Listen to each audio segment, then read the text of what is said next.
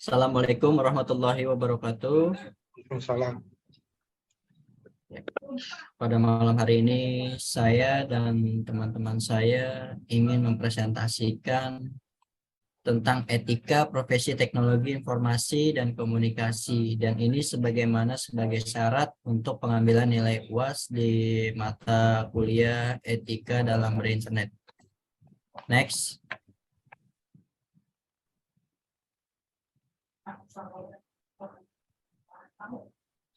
Etika berinternet dalam cybercrime. Di sini ada pendahuluannya. Latar belakang masalah. Internet merupakan singkatan dari Interconnected Network. Jika terjemahkan secara langsung berarti jaringan yang saling terhubung. Internet terdiri dari ratusan bahkan ribuan jaringan komputer atau komputer network. Mulai dari jaringan akademis, institusi, perusahaan, pemerintahan, dan sebagainya. Jaringan tersebut membawa informasi dan beberapa layanan seperti email, chatting, transfer file, web, dan lain-lain.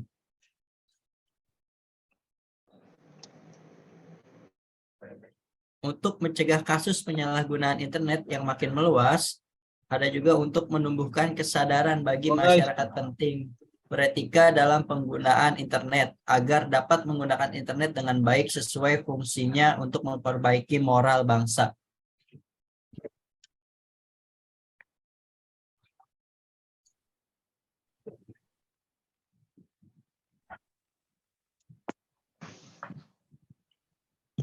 Pengertian etika. Menurut Kamus Besar Bahasa Indonesia, etika adalah ilmu tentang apa yang baik dan yang buruk, tentang hak dan kewajiban moral. Kedua, kumpulan asas atau nilai yang berkenaan dengan akhlak. Yang ketiga, nilai mengenai yang benar dan yang salah yang dianut masyarakat. Dari asal-usul kata etika berasal dari bahasa Yunani, yaitu ethos yang berarti adat istiadat atau kebiasaan yang baik. Next.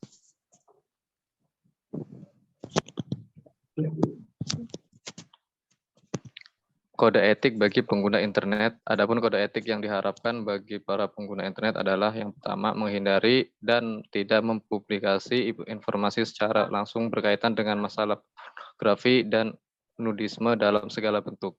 Yang kedua, menghindari dan tidak mempublikasi informasi yang memiliki tendensi menyinggung secara langsung dan negatif masalah suku, ras, dan agama atau sara, termasuk di dalamnya usaha penghinaan, pelecehan, pendiskreditan, penyiksaan, serta segala bentuk pelanggaran hak atas perseorangan, kelompok, lembaga, atau institusi lain. Yang ketiga, menghindari dan tidak mempublikasi informasi yang berisi instruksi untuk melakukan perbuatan melawan hukum atau ilegal positif di Indonesia dan ketentuan internasional umumnya. Yang keempat, tidak menampilkan segala bentuk eksploitasi terhadap anak-anak di bawah umur. Yang kelima, tidak mempergunakan, mempublikasikan dan atau saling bertukar materi dan informasi yang memiliki korelasi terhadap kegiatan hacking dan cracking. Selanjutnya akan dijelaskan teman saya.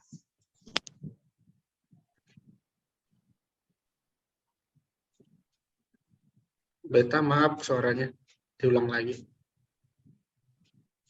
Yang keenam, bila mempergunakan skrip, program, tulisan, gambar atau foto, animasi, suara, atau bentuk materi dan informasi lainnya yang bukan hasil karya sendiri harus mencantumkan identitas sumber dan pemilik hak cipta bila ada dan bersedia untuk melakukan pencabutan bila ada yang mengajukan keberatan serta bertanggung jawab atas segala konsekuensi yang mungkin timbul karenanya. 7. Tidak berusaha untuk melakukan serangan teknis terhadap produk, sumber daya, atau resource dan peralatan yang dimiliki pihak lain. 8. Menghormati etika dan segala macam peraturan yang berlaku di masyarakat internet umumnya dan bertanggung jawab sepenuhnya terhadap segala muatan atau isi situsnya. 9. Untuk kasus pelanggaran yang dilakukan oleh pengelola, anggota dapat melakukan teguran secara langsung. Dan walaupun sudah ada kode etik di atas, tetapi tidak semua para pengguna internet dan ITR mematuhi kode etik tersebut di atas. Selain itu juga ada sanksi UU Teknik Informasi bagi para pelanggar. Kode etik profesi dalam bidang IT belum begitu tegas dan jelas.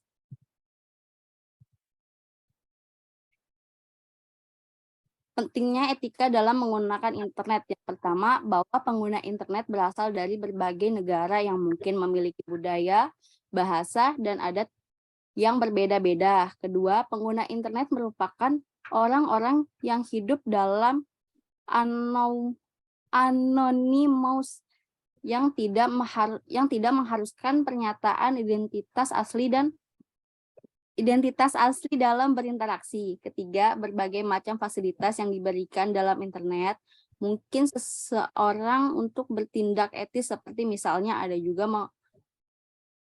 juga penghuni yang suka iseng dengan melakukan hal-hal yang tidak seharusnya dilakukan. 4, harus diperhatikan bahwa pengguna internet akan selalu bertambah setiap saat dan memungkinkan masuk penghuni baru di dunia maya tersebut.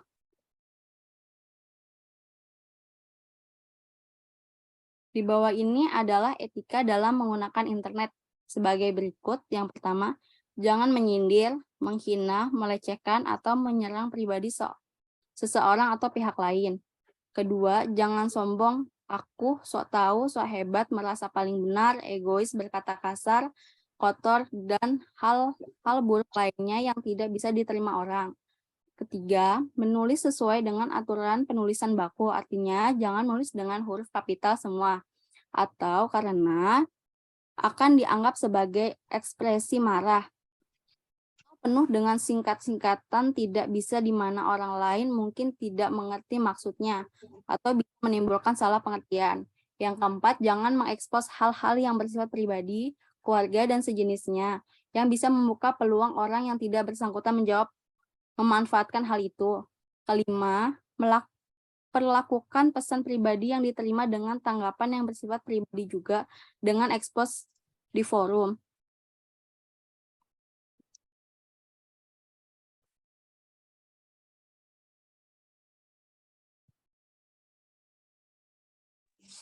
Solusi penyalahgunaan internet.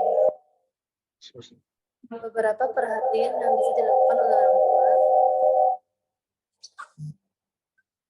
Orang tua harus tetap mendampingi anaknya ketika mereka bereksplorasi dengan internet di rumah. B. Di sekolah, tanggung jawab anak dipegang oleh guru saat pelajaran yang mengharuskan siswanya menggunakan jaringan internet. Guru harus mengawasi anak didiknya. Yang C. Komunitas, termasuk pengelola warnet, pelaksana program ekstrakurikuler, lembaga pelatihan, dan sebagainya harus bahu-membahu dalam memberikan edukasi kepada masyarakat tentang penggunaan internet yang sehat. Yang kedua, anak remaja maupun siswa didik diharapkan dapat belajar bertanggung jawab atas perilaku mereka sendiri termasuk ketika menggunakan internet. Sementara itu, baik anak remaja yang menggunakan internet ada beberapa hal yang perlu diperhatikan agar tetap aman dalam menggunakan internet. A. Jangan lupakan kewajiban utama Anda. B. Selesaikan tugas-tugas utama. C. Memanfaatkan waktu luang dengan menggunakan internet secara sehat. D. Jika Anda pengguna jejaring sosial, maka sebaiknya berteman hanya dengan orang yang Anda kenal. Jangan mudah percaya dengan teman dunia maya Anda.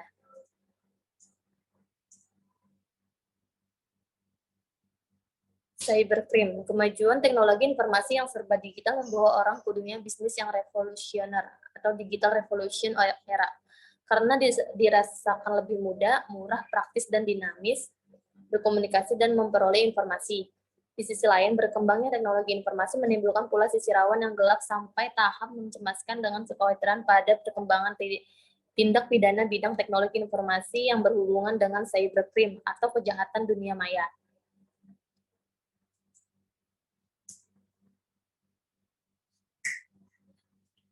Perkembangan yang pesat dari teknologi telekomunikasi dan teknologi komputer menghasilkan internet yang multifungsi. Perkembangan ini membawa kita ke ambang revolusi tempat dalam sejarah pemikiran manusia bila ditinjau dari konstruksi Pengetahuan umat manusia dicirikan dengan cara berpikir yang tanpa batas atau borderless way of thinking.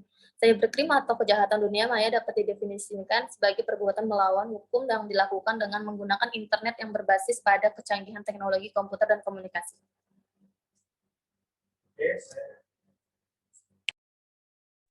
Oke, saya Herlambang lanjutkan. Dalam beberapa literatur, cybercrime sering diidentifikasikan sebagai computer crime. The US Department of Justice memberikan pengertian computer crime sebagai any illegal recruiting knowledge of computer technology for its preparation, investigation of prosecution. Pengertian lain diberikan oleh Organization of European Community Development, yaitu any illegal unethical of authenticated behavior relating to the automatic processing and or the transmission of data. Jenis-jenis cybercrime. Satu, Case mengategorikan cybercrime dalam 4 kategori, yaitu a computer can be the object of crime. 3, a computer can be a subject of crime. 4, the computer can be as the fault tool for condition or planning a crime. 5, the symbol of the computer itself can be as to intimidate for or deceive. UUD, undang-undang yang terdiri dari 13 bab dan 5 pasar serta penjelasan ini disahkan melalui rapat paripurna DPR RI pada Selasa 25 Maret 2008. Namun sejatinya perjalanan perangkat hukum yang sangat penting dalam kepastian hukum di dunia maya ini sebenarnya sudah dimulai 5 tahun yang lalu. Oke, dilanjutkan oleh teman kita David.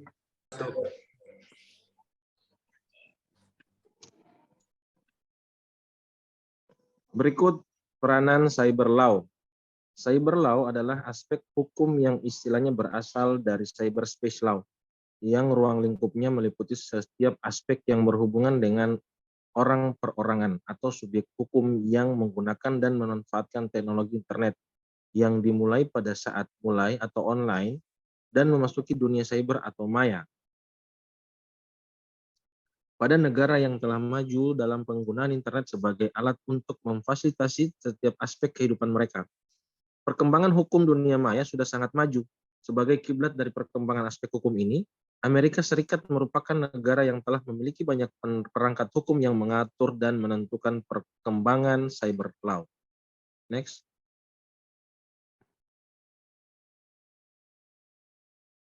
Ada beberapa kesimpulan.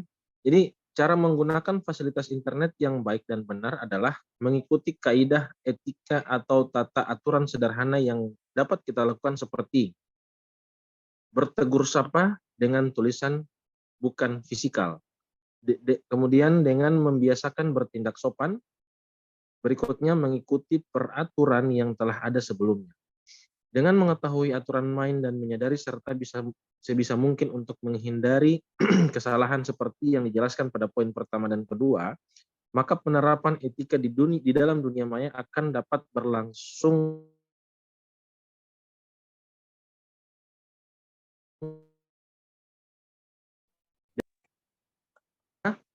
yang sangat berperan dalam hal ini adalah ada pribadi dari masing-masing pengguna yang menentukan keberhasilannya. Next.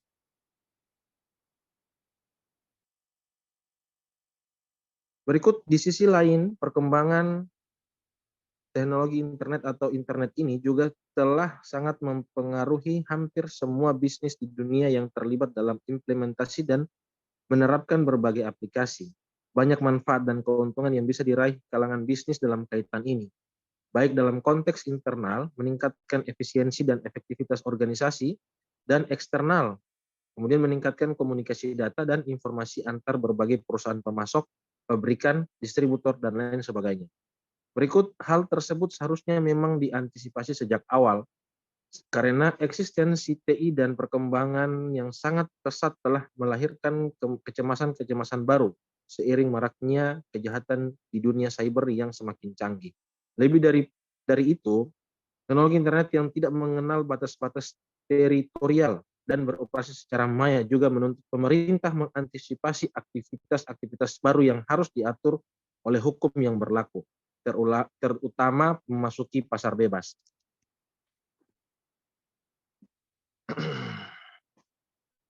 Oke, demikian presentasi dari kelompok kami. Lebih dan kurangnya kami mohon maaf.